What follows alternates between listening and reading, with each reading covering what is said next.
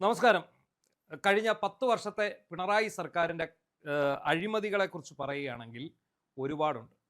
എല്ലാ മേഖലയിലും അഴിമതി നടന്നു എന്ന് തന്നെയാണ് നമുക്ക് വിശ്വസിക്കാവുന്നത്. കാരണം അതിന് തക്കതായിട്ടുള്ള തെളിവുകളാണ് ഇപ്പോൾ പുറത്തു വന്നുകൊണ്ടിരിക്കുന്നത്. നമ്മൾ നിസ്സാരമെന്ന് കരുതുന്ന പല മേഖലകളിലും വൻ കൈക്കൂലിയും വൻ അഴിമതിയും നടന്നിട്ടുണ്ട് എന്നുള്ള കാര്യം വ്യക്തമാകത്തക്ക രീതിയിലുള്ള വിവരങ്ങളാണ് നമുക്ക് ലഭിക്കുന്നത്. കഴിഞ്ഞ ദിവസം ആരോഗ്യമന്ത്രി കെ മുരളീധരൻ ഒരു അന്വേഷണത്തിന് ഉത്തരവിട്ടിട്ടുണ്ട്. ജൂലൈ ആദ്യ വാരമാണ്, ഈ മാസത്തിൻ്റെ ആദ്യ വാരമാണ്. കാരണം Kerala state medical services corporation limited അവർ ബ്ലീച്ചിങ് പൗഡർ വാങ്ങിയതിൽ അഴിമതിയാണ്. ഈ ബ്ലീച്ചിങ് പൗഡർ വാങ്ങുന്നത് പിണറായി സർക്കാരിൻ്റെ അവസാന കാലത്താണ്. മാർച്ച് മാസത്തിലാണ് ഇതിന് ടെൻഡർ ക്ഷണിക്കുന്നത്. എന്നാൽ ഇതിന് ഈ ടെൻഡറിന് അനുമതി കൊടുക്കുന്നതും ഒരു വിവാദ കമ്പനിയെ ഈ ടെൻഡർ ഏൽപ്പിക്കുന്നതും നമ്മുടെ ഇലക്ഷൻ്റെ റിസൾട്ട് വന്നു മെയ് 4 തെരഞ്ഞെടുപ്പ് ഫലം വന്നു മെയ് 6 ഇത് കൊടുക്കുന്നത്. അപ്പോൾ ഈ കമ്പനിയെ പറ്റി അന്വേഷിച്ചപ്പോഴാണ് അറിയുന്നത് ഈ കമ്പനിക്ക് യാതൊരു യോഗ്യതയും ഇല്ല. ഈ വിവരം ഒരു പത്രവാർത്ത പുറത്തു വരികയുണ്ടായി. ഈ പത്രവാർത്ത പുറത്തു വന്നതിനെ തുടർന്ന് കെ മുരളീധരൻ അതിന് അന്വേഷണത്തിന് ഉത്തരവിട്ടിരിക്കുകയാണ്.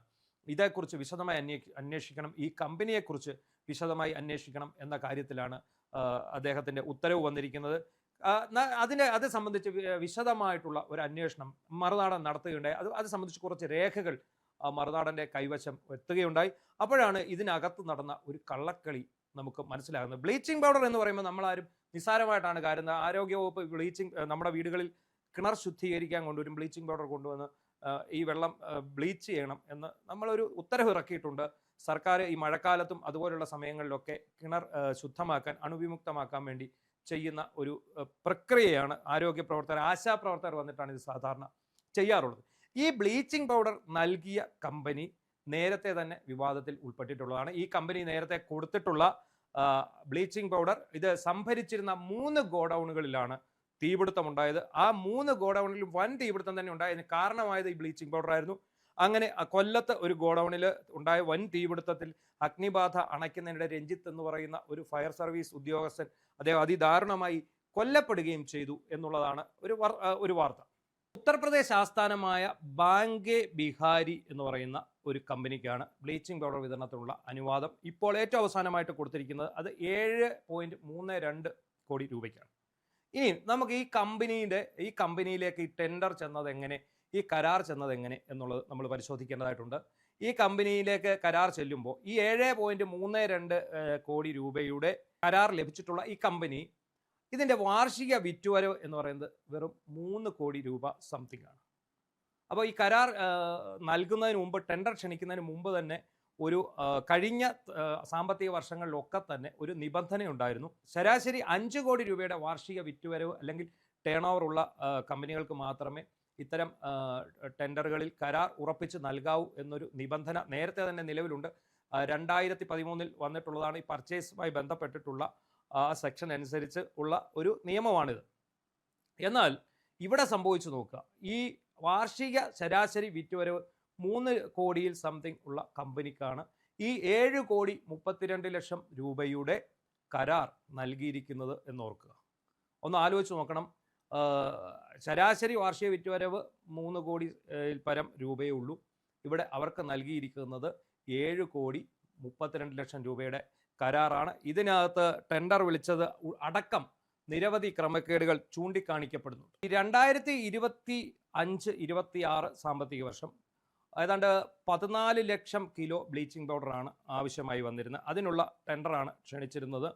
അതുപോലെ തന്നെ ഇത്തവണ അത് ഏതാണ്ട് 16 ലക്ഷത്തോളം രൂപയുടെ ടെൻഡറാണ് വന്നിരിക്കുന്നത്. അതിനകത്ത് കഴിഞ്ഞ 2 വർഷമായിട്ട് നല്ല ഗുണനിലവാരമുള്ള ബ്ലീച്ചിങ് പൗഡർ നൽകിക്കൊണ്ടിരുന്ന Kerala state drugs and pharmaceutical ലിമിറ്റഡിനെ ഒഴിവാക്കിയിട്ടാണ് ഈ കമ്പനിക്ക് കരാർ നൽകിയിട്ടുള്ളത്. ഈ കമ്പനി നേരത്തെ തന്നെ സർക്കാരിൻ്റെ കരിമ്പട്ടികയിൽ പെട്ടതാണ്. കാരണം ഈ കമ്പനിയുടെ ബ്ലീച്ചിങ് പൗഡറാണ് തീപിടിച്ച് ഒരു ഫയർമാൻ മരിക്കാനിടയാക്കിയതും ഈ കമ്പനിയുടെ ബ്ലീച്ചിങ് പൗഡർ വിറ്റതിലൂടെയാണ്. സംസ്ഥാന സ്റ്റോർ പർച്ചേസ് വകുപ്പിൻ്റെ ഒരു ഓർഡറുണ്ട്. എങ്ങനെയുള്ള കമ്പനികൾക്കായിരിക്കണം, എത്ര വാർഷിക വിറ്റുവരവ് ഉള്ള കമ്പനിക്കായിരിക്കണം, എത്ര ഗുണമേന്മയുള്ള കമ്പനിക്കായിരിക്കണം ഇതുപോലെയുള്ള കാര്യങ്ങളിൽ കരാർ കൊടുക്കേണ്ടത് എന്നത് സംബന്ധിച്ച് ഒരു സർക്കുലർ തന്നെ നിലവിലുണ്ട്. ഈ സർക്കുലറിൽ ഇതുപോലെ 5 കോടി രൂപ വാർഷിക വിറ്റുവരവ് എന്ന് പറയുന്നിടത്തേക്ക് ഈ കമ്പനിക്ക് ഇത് നൽകാൻ വേണ്ടി മാത്രമായിട്ട് ഈ 5 കോടി രൂപ എന്നുള്ളത് ഇവർ 2 കോടി രൂപയാക്കി കുറച്ചു. ശരാശരി വാർഷിക വിറ്റുവരവ് 2 കോടി രൂപയുള്ള കമ്പനിക്ക് വേണം ഇത് നൽകാൻ എന്നത് ഇവർ മാറ്റി ആ നിലയിലേക്ക് മാറ്റി. ഓർക്കണം, കഴിഞ്ഞ സാമ്പത്തിക വർഷങ്ങളിൽ 5 കോടി രൂപ മാനദണ്ഡമായി പറഞ്ഞിരുന്ന സ്ഥലത്താണ് ഈ കമ്പനിക്ക് കരാർ നൽകാൻ വേണ്ടി ഈ കുറി 2 കോടി രൂപയിലേക്ക് കൊണ്ടുവന്നത്. മാത്രവുമല്ല, ടെൻഡർ ക്ഷണിക്കുമ്പോൾ ഉള്ള ഒരു കാര്യം കൂടി പറയുന്നുണ്ട്. ഈ ടെൻഡറാണ് ഇപ്പോൾ ക്ഷണിക്കുന്നത്. ഒറ്റ ടെൻഡറേ ഉള്ളൂ എങ്കിൽ അത് റീടെൻഡർ ചെയ്യണം എന്നാണ് നിയമം.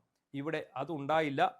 കാരണം കഴിഞ്ഞ സാമ്പത്തിക വർഷം ഒരു ടെൻഡർ ക്ഷണിച്ചിരുന്നുവെന്നും ആ ടെൻഡറിന്മേൽ നടപടി ഉണ്ടായില്ലെന്നും അതുകൊണ്ട് ഇപ്പോൾ ക്ഷണിച്ച ടെൻഡർ റീടെൻഡറായി കണക്കാക്കി അതനുസരിച്ച് ഈ കമ്പനിക്ക് കൊടുക്കാം. അപ്പോൾ ഒരു കമ്പനി മാത്രമാണ് ഇതിന് വരുന്നതെങ്കിൽ, ഒരു കമ്പനി മാത്രമാണ് ടെൻഡർ നൽകുന്നതെങ്കിൽ അവർ ആ രീതിയിൽ എടുക്കാൻ പാടില്ല എന്നുള്ള ഒരു നിയമം സംസ്ഥാനത്ത് നിലവിലുണ്ട്. അതും ലംഘിച്ചിട്ടാണ് അവർക്ക് വേണ്ടി നൽകിയിരിക്കുന്നത്. ഈ ഒരു ടെൻഡറേ വന്നുള്ളൂ.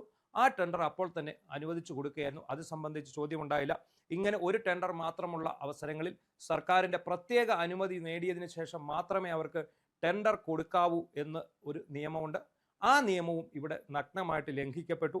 അതുമാത്രമല്ല, ചുരുങ്ങിയ കാലയളവിൽ ഈ പറയുന്ന 16 ലക്ഷം കിലോഗ്രാം ബ്ലീച്ചിങ് പൗഡർ എത്തിക്കേണ്ടതുണ്ട്, മഴക്കാലത്തിന് മുമ്പായിട്ട് എത്തിക്കേണ്ടതുണ്ട്. ഇതിനൊക്കെ വേണ്ടിയുള്ള ഒരു നടപടിക്രമങ്ങളുടെ ഒരു രീതി അനുസരിച്ച് നോക്കുമ്പോൾ, അതായത് മാർച്ചിൽ ക്ഷണിച്ച ടെൻഡർ അത് ഓർഡർ ആക്കുന്നത് മെയ്യിലാണ് എന്നുള്ളത് ഓർമ്മ വേണം. ഇതിനിടയിൽ ഇത് സംബന്ധിച്ച് യാതൊരു അനക്കവും ഉണ്ടായിട്ടില്ല. അത്രയും കാലം കാത്തിരുന്നതിന് ശേഷം ഈ സർക്കാർ ഇറങ്ങി എന്ന് ഉറപ്പായ ദിവസമാണ് ടെൻഡർ കൊടുത്തുകൊണ്ടുള്ള ഇവർക്ക് നൽകിക്കൊണ്ടുള്ള ഒരു ഓർഡർ പുറത്തു വന്നത്. മാത്രമല്ല, നേരത്തെ ഈ കമ്പനി കാരണം ലക്ഷങ്ങൾ, കോടികളുടെ നഷ്ടമാണ് നമ്മുടെ സർക്കാരിനുണ്ടായത്. 3 ഗോഡൌണുകളിലാണ് ഇവർ വിതരണം ചെയ്ത ബ്ലീച്ചിങ് പൗഡർ തീപിടിച്ചത്. ഞാൻ നേരത്തെ പറഞ്ഞത് കൊല്ലത്തുണ്ടായ ഗോഡൌണിലുണ്ടായ തീപിടുത്തം. അത് 2023-ലാണ് ഇത് വ്യത്യസ്ത സ്ഥലങ്ങളിൽ തീപിടുത്തം ഉണ്ടാകുന്നത്. ഒരേ കമ്പനി വിതരണം ചെയ്ത ഗുണനിലവാരം കുറഞ്ഞ ബ്ലീച്ചിങ് പൗഡറാണ് ഈ അഗ്നിബാധയിലേക്ക് നയിച്ചത് എന്ന് കണ്ടെത്തിയതുമാണ്. അപ്പോൾ തന്നെ അന്ന് ഈ അഗ്നിശമന സേന ഉദ്യോഗസ്ഥൻ രഞ്ജിത്ത്, അദ്ദേഹം മരണമടഞ്ഞു. അദ്ദേഹത്തിന്റെ കുടുംബത്തിന് 25 ലക്ഷം രൂപ നഷ്ടപരിഹാരം നൽകേണ്ടിയിരുന്നു. നമ്മുടെ മെഡിക്കൽ സർവീസ് കോർപ്പറേഷൻ ലിമിറ്റഡ് ആണ് നൽകിയത്. ആ 25 ലക്ഷം രൂപയുടെ ചെലവ് കൂടി ആ കോർപ്പറേഷന്റെ ചുമതലയിലേക്ക് വരികയുണ്ടായി. മരുന്ന് പർച്ചേസ് അടക്കം നിരവധി ആരോപണ വിധേയമാണ് ഈ മെഡിക്കൽ സർവീസ് കോർപ്പറേഷൻ. അത് ഈ കഴിഞ്ഞ 10 വർഷത്തിനുള്ളിൽ നമുക്കറിയാം, കോവിഡ് കാലത്ത് കിറ്റും PPE കിറ്റും അതുപോലെ സാധന സാമഗ്രികളും വാങ്ങിയ വകയിൽ വലിയ അഴിമതി നടന്നതായിട്ട് വന്നിരുന്നു. പിന്നെ മരുന്ന് പർച്ചേസിന്റെ കാര്യത്തിലും ഉണ്ടായിട്ടുണ്ട്. ഈ 2 ആരോഗ്യമന്ത്രിമാർ, അതായത് KK ശൈലജയും വീണ ജോർജും ഇരിക്കുന്ന സമയത്തൊക്കെ തന്നെ ഈ മെഡിക്കൽ സർവീസ് കോർപ്പറേഷൻ ലിമിറ്റഡ് നടത്തിയിട്ടുള്ള പർച്ചേസുകൾ, നൽകിയിട്ടുള്ള ടെൻഡറുകൾ, ഇതെല്ലാം വിശദമായി അന്വേഷിക്കേണ്ടതായിട്ടുണ്ട്. ബ്ലീച്ചിങ് പൗഡറിൽ പോലും കൈയിട്ട് വാരാമെന്ന് തെളിയിച്ച ആൾക്കാരാണ് നമുക്ക് മുന്നിൽ ഉള്ളതെന്നുള്ളതാണ് സത്യം. ഇത് സംബന്ധിച്ച അടിയന്തര അന്വേഷണത്തിനാണ് കെ മുരളീധരൻ ഉത്തരവിട്ടത്. 1 ആഴ്ച ആയിരുന്നു ഇതിന് സമയം അനുവദിച്ചിരിക്കുന്നത്. ഇത് സംബന്ധിച്ചുള്ള അന്വേഷണം ഏറെക്കുറെ പൂർത്തിയായി എന്നുള്ളതാണ് നമുക്ക് ലഭിക്കുന്ന വിവരം. എന്താണെങ്കിലും ഈ കമ്പനി നൽകുന്ന ബ്ലീച്ചിങ് പൗഡർ, അതായത് അവരെ കൊണ്ടാവതില്ലാത്ത പണിയാണ് അവർ ഏറ്റെടുത്തിരിക്കുന്നത്. അപ്പോൾ ഇതിന് പിന്നിൽ വലിയ വ്യാപകമായ അഴിമതി നടന്നിട്ടുണ്ട് എന്ന് തന്നെ സംശയിക്കേണ്ടിയിരിക്കുന്നു. ഏതൊക്കെ തരത്തിൽ അഴിമതി നടത്താം എന്നതിനെക്കുറിച്ച് ഗവേഷണം നടത്തിയ ഒരു സർക്കാരാണ് ഒഴിഞ്ഞു പോയത് എന്ന് തന്നെ പറയേണ്ടിയിരിക്കുന്നു.